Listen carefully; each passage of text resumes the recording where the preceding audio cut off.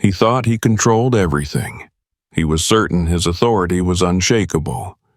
But today, in this park, he's about to face something he never expected. Stay with us until the end to see how one moment can change everything. Don't forget to subscribe and hit the like button.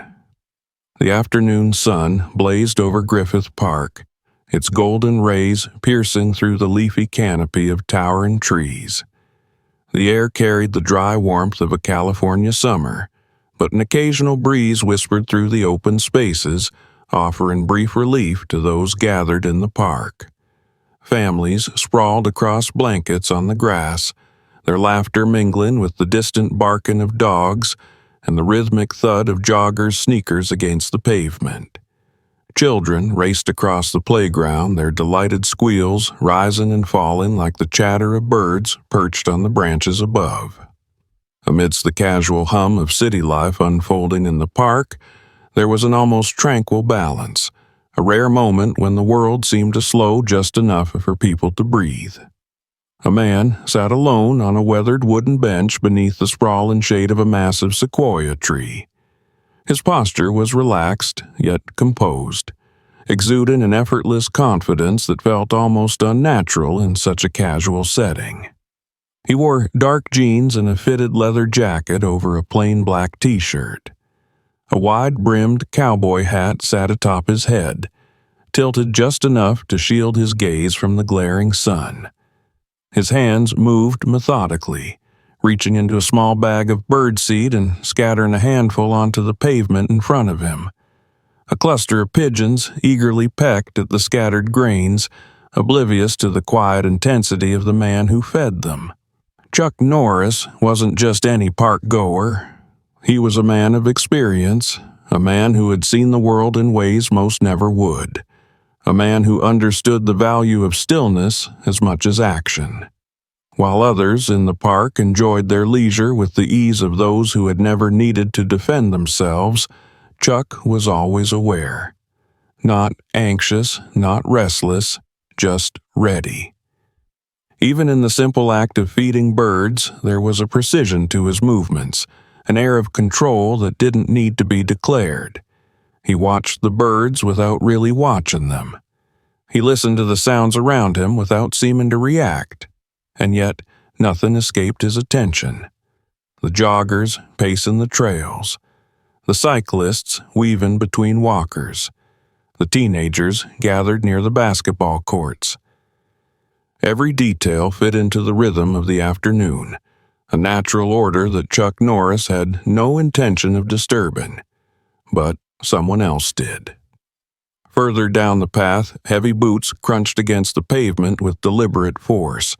The sound cut through the park's symphony of voices and laughter, its rhythm different from the rest. People instinctively adjusted their movement, some subtly stepping aside, others casting wary glances before quickly looking away.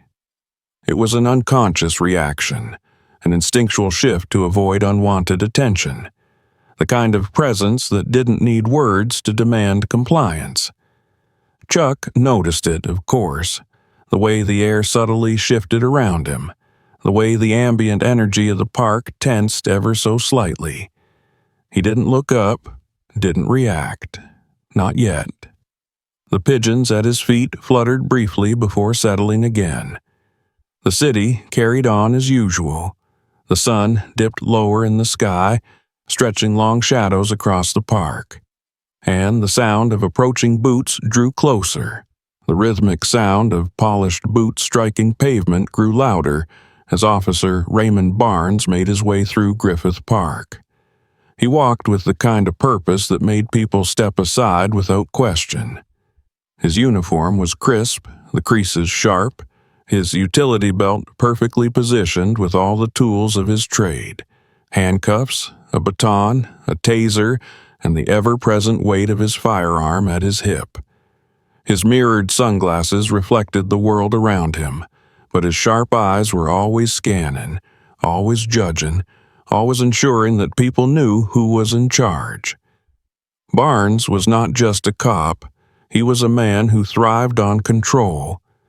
It wasn't about keeping order, it was about dominance. The way people reacted when they saw him, the nervous glances, the hurried steps in the opposite direction, the way conversations lowered when he walked by, that was what he liked. That was how he knew he mattered. Authority wasn't just his job, it was his identity. He had made a name for himself in this area, and people had learned to stay out of his way. He didn't tolerate defiance. He didn't tolerate hesitation. You listened, you obeyed, or you learned the hard way. The neighborhood knew better than to question him, and the park was no different. It was his territory, and he expected compliance without resistance. As he walked, his gaze swept over the park. He saw the families on their picnic blankets, the joggers in their athletic gear, the teenagers hanging around the basketball court. He saw the elderly couple feeding the ducks near the pond, the dog walkers keeping their pets in line. Everything was as it should be, as it always was. But then, his eyes landed on something, or rather, someone, that felt out of place. A man, sitting alone, too still, too composed. Barnes slowed his pace. The man wasn't watching a child. He wasn't resting after a run. He wasn't occupied with a book or a phone. He was simply sitting there, tossing birdseed onto the ground. There was something about him that Barnes didn't like. It wasn't just that he was alone.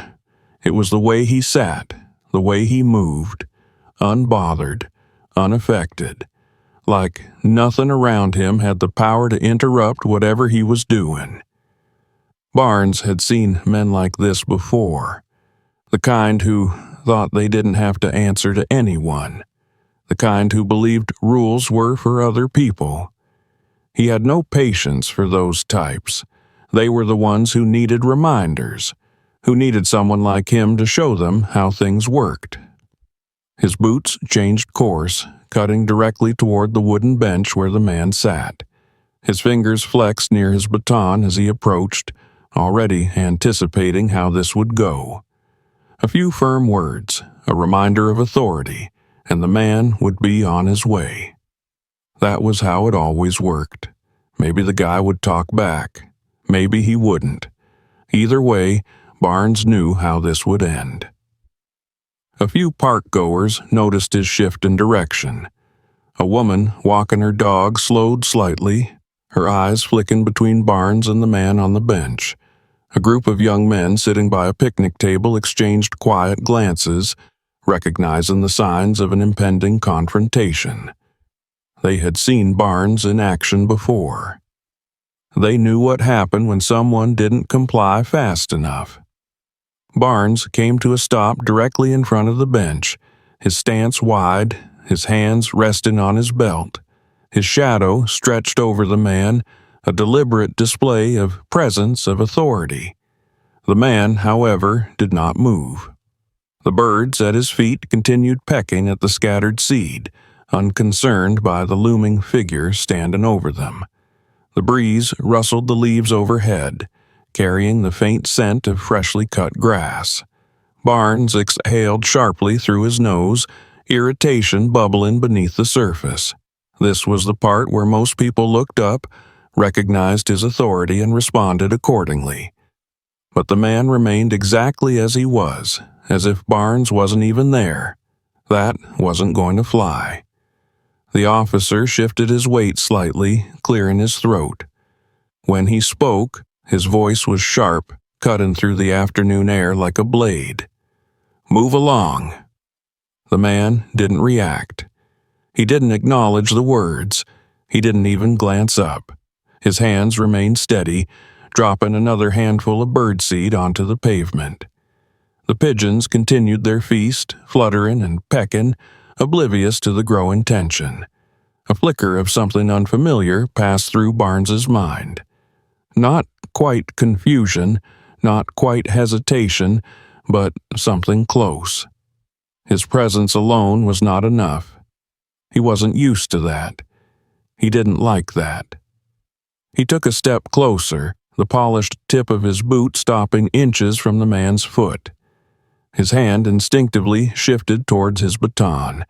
He had no patience for defiance, especially not from some man who thought he could ignore the law. Barnes clenched his jaw as the man continued to ignore him. His fingers twitched near his baton, his patience thinning by the second. He wasn't used to being disregarded. When he gave an order, people listened. They didn't hesitate. They didn't pretend not to hear him. Yet this man hadn't so much as acknowledged his presence. It wasn't defiance in the usual sense. It wasn't arrogance or hostility. It was worse. It was indifference. The officer shifted his stance, letting his boots scrape slightly against the pavement as he took another step forward, a deliberate move, a warning. He inhaled, then spoke again, his tone sharper, his voice carrying more weight. "Move along. Nothing." The man's posture remained unchanged. He dropped another handful of birdseed, watching as the pigeons pecked at the ground. His movements were calm, unhurried, completely unaffected by the presence of the uniformed officer standing inches away from him. Barnes's pulse pounded in his ears as he adjusted his grip on the baton. The world around him had blurred into the background. The murmurs of the watching crowd, the distant laughter of children, the rustling leaves in the afternoon breeze, none of it existed anymore. There was only this moment, this man, this challenge. His fingers tightened. His breath steadied. His authority had been questioned, and that was something he could not allow. Without hesitation, Barnes raised the baton again. This time, there would be no warning, no attempt at intimidation. He would make the man move. He would make him acknowledge who was in control.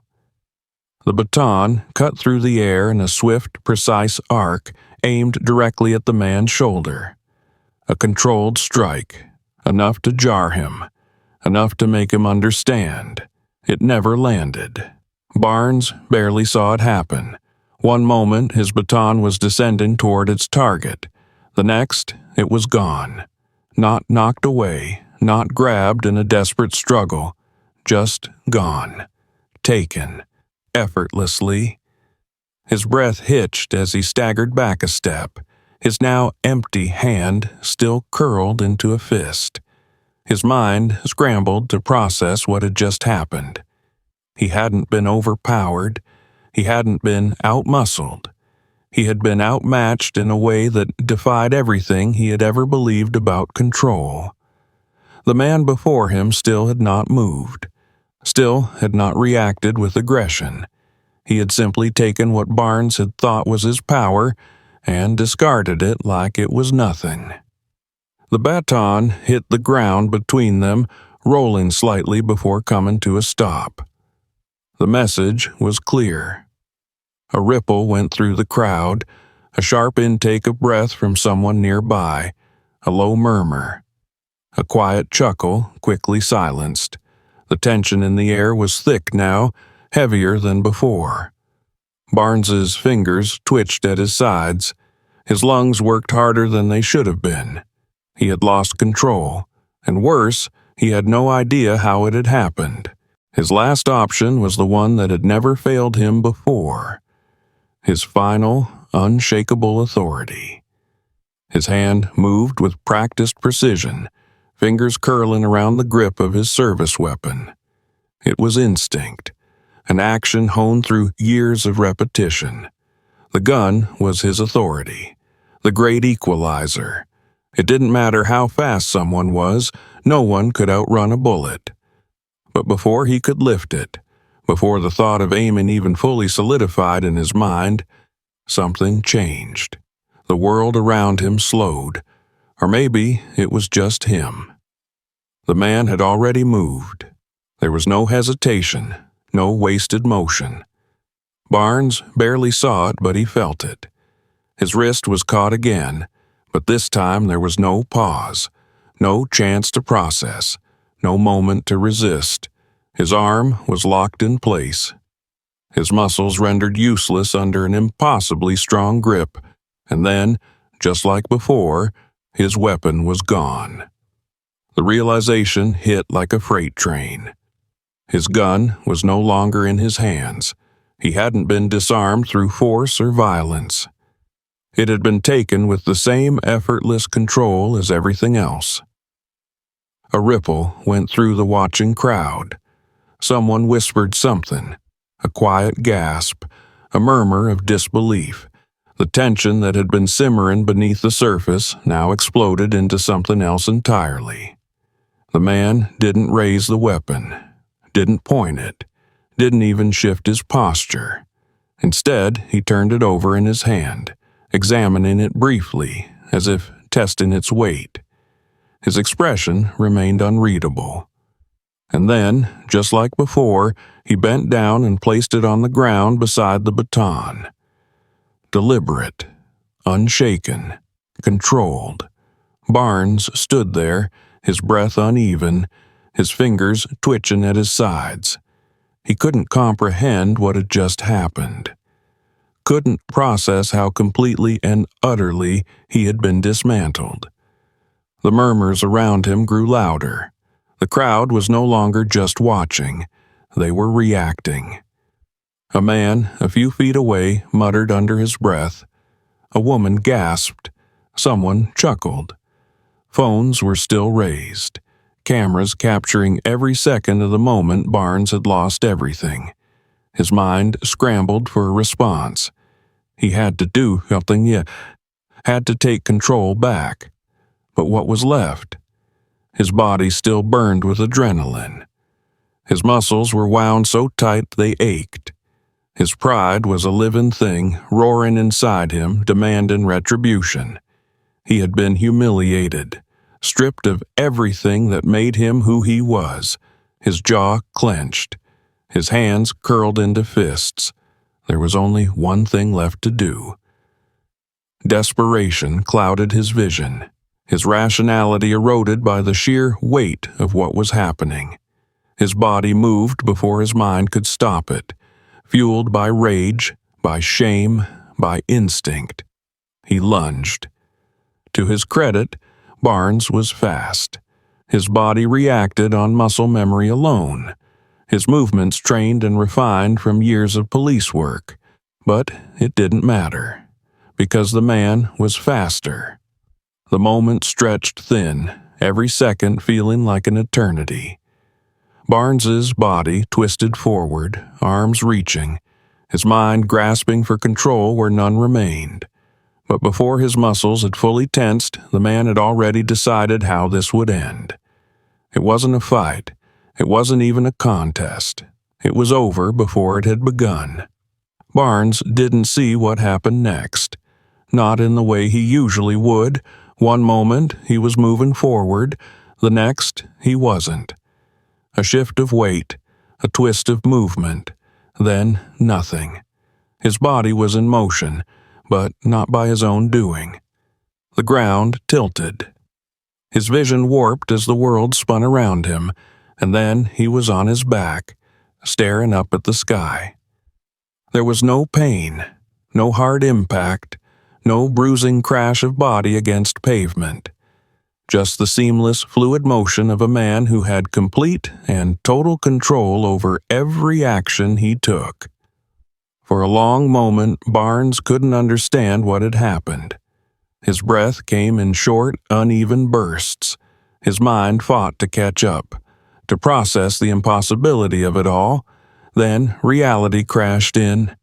He had been taken down, completely, effortlessly, without a single wasted movement. He had lost. The silence that followed was suffocating. And then, laughter. Low at first, a single chuckle, then another, then murmurs, then voices, the sound of people reacting, whispering, recording, watching. Barnes's stomach twisted violently. Shame and rage warred in his chest, clawed at his lungs. His pride burned hotter than fire. He had lost. Not just the fight, not just control. He had lost something far bigger. He had lost respect, his own, his department's, the public's, and worse. He had lost it on camera. His eyes darted toward the crowd. The phones were still up, recording. Panic set in. This wasn't just a personal failure. This was evidence. His hands curled into fists. His breathing was sharp and erratic. His vision blurred for half a second before snapping back into clarity. His options were dwindling. His world was shrinking around him, caving in under the weight of his own downfall. He couldn't let it end like this. His body tensed. His mind latched onto the only thing left, the final weapon in his arsenal, his voice, his authority. He forced himself to sit up, ignoring the way his arms trembled from the effort. His gaze snapped toward the nearest group of officers approaching from the park's main path. His voice, though edged with barely contained fury, rang out sharp and clear. He assaulted an officer. It was his last move, his last chance to rewrite the story before it slipped completely from his grasp. I want him in cuffs, now. The crowd around them went silent, and in the distance, the approaching officers stopped walking. The silence that followed Barnes's outburst was thick, suffocating. His words hung in the air, a desperate attempt to seize back control, to reclaim the authority that had slipped through his fingers like sand. The gathered crowd, once murmuring in disbelief, now stood in stunned quiet, their attention locked on the approaching officers. Two men in uniform moved through the park's main path, their hands resting near their belts, their expressions sharp with confusion and alertness. They had seen enough to know something had happened, but not enough to understand the full extent of the moment they were stepping into. Their eyes flicked from Barnes, still seated on the pavement, to the man standing before him, unshaken, unmoved. Chuck Norris had not stepped away, had not fled, had not even reacted to the accusation. He stood exactly as he had before, calm, still, his unreadable expression hidden behind the dark lenses of his sunglasses. He had never needed to say a single word. The truth had already spoken for him. One of the officers, younger and visibly tense, adjusted his grip on his belt. He was waiting for a cue, for a signal from his superior. But the other, an older man with graying temples and years of experience weighing on his shoulders, had frozen mid-step. His gaze lingered on Chuck and then shifted back to Barnes. Something flickered in his expression, recognition. Not of Chuck, but of the situation. The shift was subtle but undeniable. The senior officer's posture loosened, his hand drifting away from his holster. A long moment of silence stretched between them before he finally spoke. His voice was calm but firm. Barnes. Nothing more, just the name. But the weight of it landed like a hammer. The younger officer turned his head sharply, his confusion evident as his superior took another step forward. His gaze swept over Barnes, taking in the scene before him. Barnes, disheveled, humiliated, his hands curled into fists. Chuck, standing as he always had, unaffected. The pieces fit together quickly. The moment stretched unbearably long. The air itself felt heavier, charged with the realization that something was unraveling, that control was shifting in real time. Barnes's stomach twisted violently, his pulse thundered in his ears. This wasn't going how he had imagined. The senior officer's voice came again, steady, measured. "You need to stop." Barnes opened his mouth, instinctively forming an argument, a desperate attempt to wrest back control of the situation, but the words never came. Because deep down, beneath the haze of humiliation and anger, beneath the fragile remnants of his pride, he knew he had already lost. The hush that followed was different than before. No longer uncertain, no longer filled with the tension of an escalating confrontation. The crowd wasn't just watching now, they understood. The truth had been written into the scene, undeniable in its clarity. A man in the crowd muttered something under his breath. A woman near him nodded. Another held up a phone, still recording. The weight of reality pressed down on Barnes's shoulders like an anvil. He had been so certain, so sure that his authority would carry him through, that he could command his way out of this. But authority meant nothing when the truth was staring everyone in the face. The senior officer exhaled slowly, as if he had seen this before, too many times, with too many men who had let power blind them. And then he said the words that shattered whatever fragile hold Barnes had left. "Give me your badge." Barnes's breath hitched. The world around him dimmed for a second. No, this wasn't happening. His fingers twitched at his sides. His pulse spiked in his throat. His lungs fought to pull in enough air. "This isn't necessary," Barnes forced out, but the words lacked their usual bite. The senior officer didn't waver, didn't even blink. Badge and gun. There was no room for argument, no space for negotiation. The order was final. A fresh wave of heat crawled up Barnes's neck, burning through his skin. The shame was suffocating. It filled his lungs, clawed at his insides. His hands, still trembling with adrenaline, reached toward his chest. His fingers brushed the metal pinned there. The shield that had once made him untouchable. The crowd was watching, recording, witnessing his downfall in real time. He had no choice. With unsteady fingers, he unclipped the badge and placed it into the outstretched hand before him. Then came the gun. This was worse. He had already lost it once today, had already felt the unbearable humiliation of having it taken from him as if he were a child playing at authority. But now he had to surrender it by choice. His grip on the weapon was firm, the weight of it familiar, grounding. It had always been his last resort. Now it was just another thing being taken from him. Slowly, deliberately, he removed the magazine, cleared the chamber, and placed the empty weapon atop his badge. The moment it left his hands, something inside him fractured. The senior officer gave a small nod as if he had expected no less. Then he turned to the younger officer beside him and spoke once more. "Escort him out of the park." Barnes's jaw locked. This couldn't be happening. But it was. The crowd shifted again, their murmurs swelling, voices overlapping in hushed astonishment. They had watched it all unfold. From the first moment Barnes had approached the bench to the final crushing blow of his authority being stripped away. A hand touched his arm. Not rough, not forceful, but firm. The younger officer, the one who had hesitated before, now stood beside him, waiting for him to move. The walk to the edge of the park was the longest of Barnes's life. Every step felt like a weight pressing down on his shoulders. He could hear the murmurs behind him, could feel the gazes of strangers following his departure. He kept his head up, refusing to look at them, refusing to acknowledge what they saw.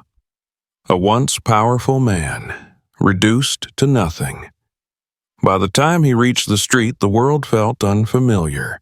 The uniform he wore no longer carried the same presence.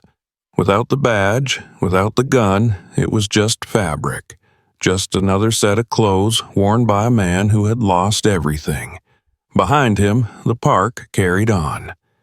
The incident was over. Life was moving forward without him. And at the center of it all, Chuck Norris stood exactly as he had before, unmoved, unshaken.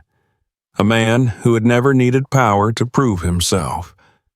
The crowd, once gathered in uncertainty, now regarded him with something else entirely, not just respect, recognition. For what he was, for what Barnes had never been, and as the former officer stepped out of sight, Chuck, without a word, returned to his bench. The pigeons, unconcerned with human affairs, fluttered back to him, pecking at the seeds he scattered, with the same quiet patience he had shown from the start. It was over, and as it had always been, justice had spoken. Sometimes strength isn't about loud words or harsh actions. The truth always comes to light. What would you do in this situation? Let us know in the comments. Subscribe, hit the like button, and stay tuned for more stories.